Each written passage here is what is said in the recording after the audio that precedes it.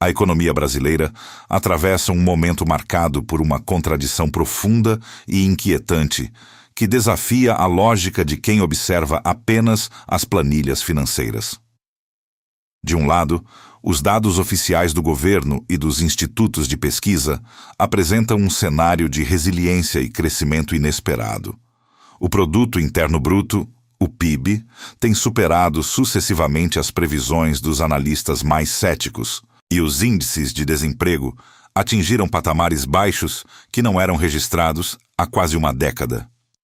No papel, nos gráficos coloridos dos telejornais e nos relatórios enviados a investidores estrangeiros, o Brasil parece estar em uma rota de prosperidade técnica incontestável. Contudo, basta atravessar a porta de um supermercado de bairro, parar em um posto de combustíveis ou abrir o aplicativo do banco para perceber que a narrativa otimista dos números não encontra eco na realidade das ruas. Existe um abismo, um descolamento crônico e doloroso entre os indicadores macroeconômicos e a percepção de bem-estar da população brasileira, atingindo principalmente as classes C, D e E.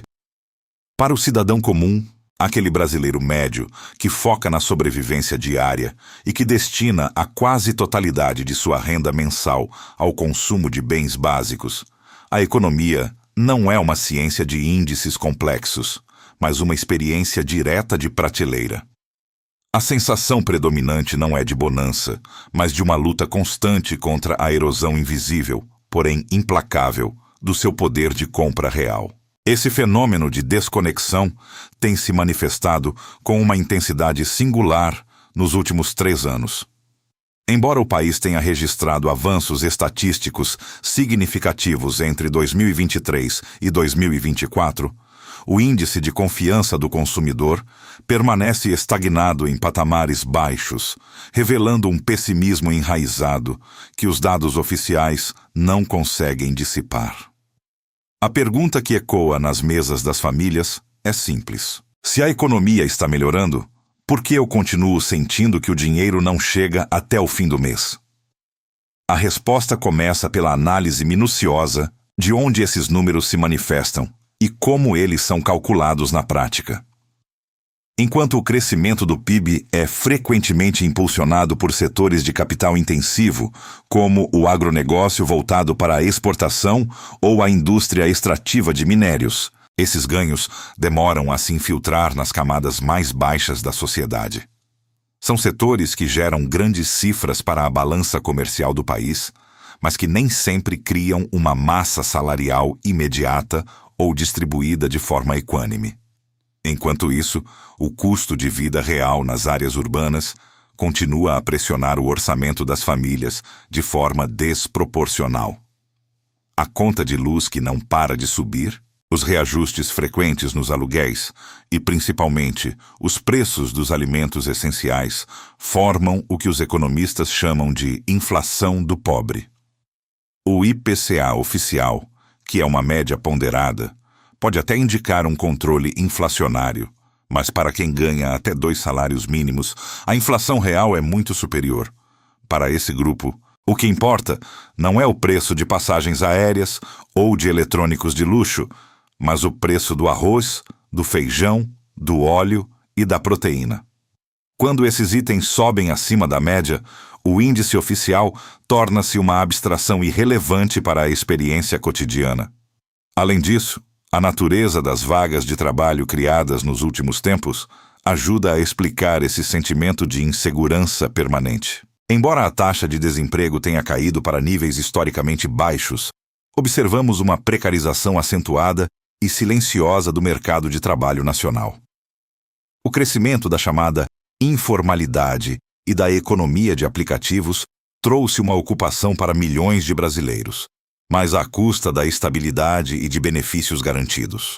O trabalhador de aplicativo ou o prestador de serviços por conta própria vive em um estado de alerta constante, sem o colchão de segurança do FGTS ou do seguro-desemprego. É uma melhora estatística que não se traduz em paz de espírito financeira. Somado a isso, temos o peso esmagador da taxa Selic elevada. Os juros altos, usados como ferramenta para segurar a inflação, acabam por anular qualquer sensação de progresso ao encarecer o crédito. Para uma população já endividada em níveis recordes, o custo de rolar as parcelas do cartão de crédito ou do carnê da loja consome qualquer pequeno aumento salarial que possa ter ocorrido.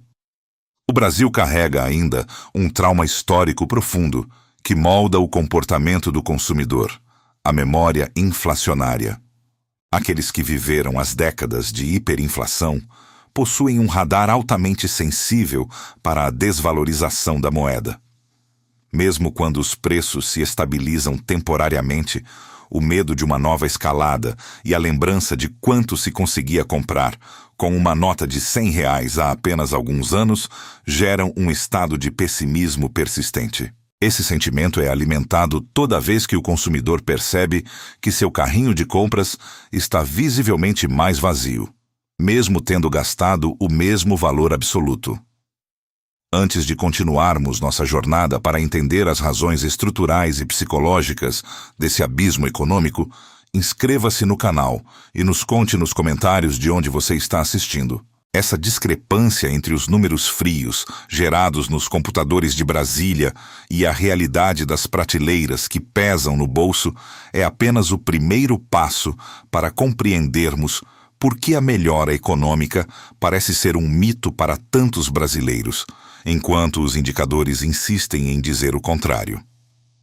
Para compreender a profundidade desse abismo entre os números e a realidade, é imperativo lançar um olhar sobre o espelho retrovisor da última década no Brasil. O país atravessa o que muitos economistas classificam como uma estagnação persistente da renda média real, um cenário onde o poder de compra do trabalhador parece ter estacionado em um passado distante. Esse fenômeno é frequentemente descrito como o voo da galinha econômico.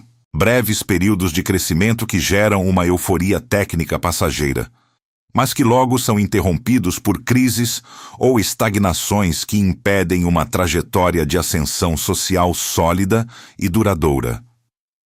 Para o cidadão comum, o resultado prático é a sensação de estar caminhando contra o vento.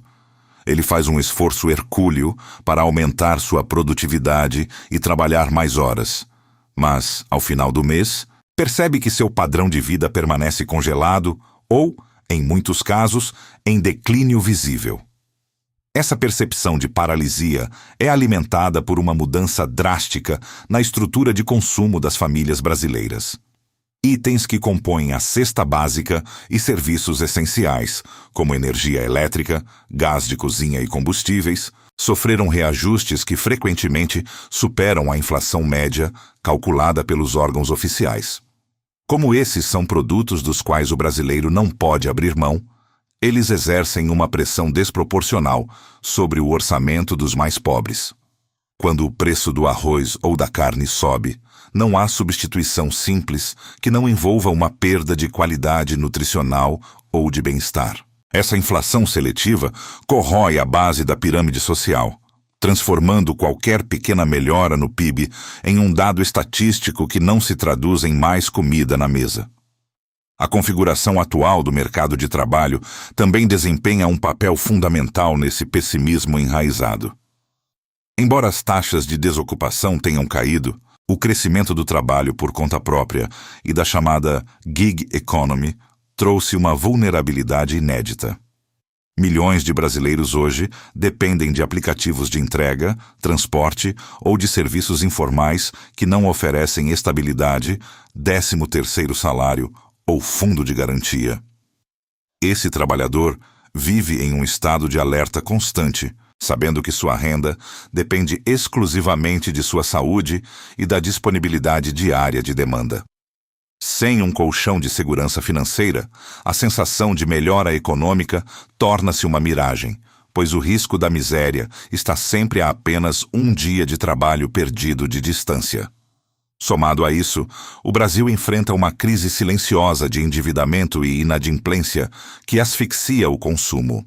Dados recentes do Serasa e do SPC revelam que uma parcela colossal da população está negativada, presa em um ciclo vicioso de juros sobre juros. O serviço da dívida, o pagamento das parcelas e encargos, consome qualquer incremento real na renda. O dinheiro que entra na conta do cidadão é imediatamente sequestrado pelos bancos para quitar dívidas de cartões de crédito ou cheque especial, impedindo que esse capital circule e gere sensação de prosperidade. Essa realidade é agravada pela carga tributária altamente regressiva do sistema brasileiro. Como os impostos incidem pesadamente sobre o consumo e não sobre a renda ou o patrimônio, o pobre paga proporcionalmente muito mais impostos do que o rico ao comprar o mesmo produto básico. Essa injustiça estrutural retira recursos de quem já possui pouco, aprofundando o hiato social. Especialistas apontam que o crescimento do PIB muitas vezes fica concentrado em setores que não geram massa salarial imediata para a maioria da população urbana. O agronegócio de exportação e o setor financeiro podem registrar recordes de lucratividade, mas esses ganhos raramente chegam ao balcão da padaria ou ao caixa do supermercado na forma de empregos de alta remuneração. Em termos de comparação internacional, o Brasil apresenta uma dificuldade crônica em converter indicadores macroeconômicos em desenvolvimento humano quando comparado a outros países emergentes. O crescimento aqui muitas vezes ocorre sem inclusão, mantendo uma desigualdade de renda que é um freio psicológico e prático para o otimismo. Existe ainda um fator psicológico devastador: a perda de referência de preços.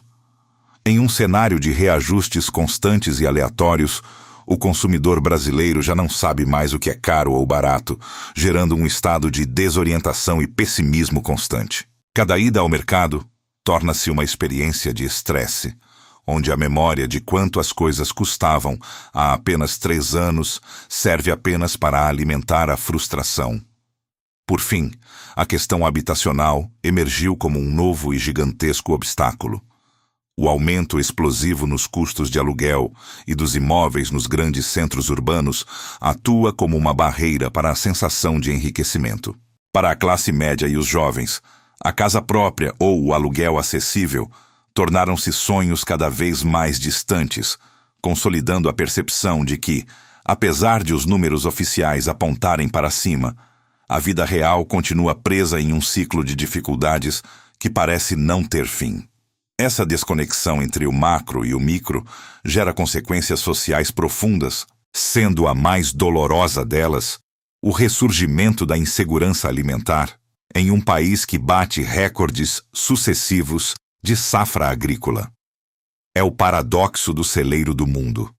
Enquanto os portos exportam milhões de toneladas de grãos e proteínas, garantindo o saldo positivo da balança comercial, o cidadão comum nas periferias urbanas se vê forçado a reduzir a qualidade das suas refeições. A abundância do campo não se traduz de forma automática em preços acessíveis nas gôndolas locais, pois o produtor busca a rentabilidade do mercado internacional, que é dolarizado e altamente competitivo. Para quem vive na base da pirâmide, a notícia de um crescimento pujante no agronegócio soa como uma irônica realidade diante do prato vazio ou da substituição forçada da proteína animal por opções muito menos nutritivas e mais baratas. Essa frustração cotidiana transborda inevitavelmente para a arena política, alimentando uma polarização social que parece imune aos dados estatísticos positivos apresentados em Brasília. Quando o governo de turno celebra um crescimento de 3% do produto interno bruto, mas a conta de luz continua subindo e o poder de compra derretendo, cria-se um terreno fértil para a desconfiança nas instituições. A população deixa de acreditar nos discursos oficiais e passa a enxergar a política como uma esfera totalmente desconectada da sua realidade prática. Esse ceticismo econômico ignora as ideologias. Ele é fruto direto de uma promessa de prosperidade que se renova a cada eleição, mas que raramente se materializa na carteira do trabalhador. Sem uma percepção tangível de melhoria, o debate público se radicaliza, pois o eleitor sente que o sistema falhou em sua missão mais básica de garantir estabilidade. No setor do varejo, o reflexo dessa melhora que nunca chega é visível na mudança radical nos hábitos de consumo das famílias. O fenômeno da substituição de marcas tornou-se a estratégia de sobrevivência da classe média. O consumidor agora busca ativamente por produtos de segunda ou terceira linha, abre mão de itens de higiene que antes eram comuns e monitora as promoções de forma quase obsessiva. Esse rebaixamento do padrão de vida é uma das formas mais silenciosas de empobrecimento, pois, embora o indivíduo continue consumindo, ele o faz com menos qualidade e sob um estresse financeiro. O varejista enfrenta o desafio de manter suas margens de lucro em um cenário onde o volume de vendas pode até se manter estável, mas o valor agregado despenca, evidenciando que o crescimento econômico carece de uma massa salarial robusta para sustentar um mercado de maior valor. Diante dessa falta de perspectiva interna, o Brasil enfrenta um êxodo silencioso de seus talentos mais brilhantes: a fuga de cérebros. Jovens qualificados, que deveriam ser os motores da inovação e da futura produtividade, olham para o mercado doméstico e enxergam apenas salários estagnados e um custo de vida asfixiante. A desilusão econômica os empurra para o exterior em busca de oportunidades que o país não consegue oferecer. Essa perda de capital humano é o custo mais alto da nossa incapacidade de transformar crescimento numérico em desenvolvimento real, pois compromete o futuro das próximas décadas em prol de uma estabilidade que não chega à base. Para os trimestres futuros, os analistas prevêem que o grande desafio será o controle da inflação de serviços, que tende a ser muito mais resiliente. Aluguéis e mensalidades continuam pressionando o orçamento doméstico. A discussão sobre a reforma tributária surge como um farol de esperança para aliviar o fardo sobre os mais pobres. Além disso, o papel da educação financeira e os passos do governo em direção a investimentos que gerem empregos de qualidade são fundamentais. O câmbio também exerce pressão. Enquanto o real continuar desvalorizado perante o dólar, o país permanecerá caro, já que insumos básicos seguem cotações internacionais. Em última análise, para que o cidadão sinta a economia a seu favor, os números precisam de um rosto humano. É necessário que o crescimento chegue às mesas e devolva a segurança de que o esforço será recompensado com uma vida estável e próspera para todos.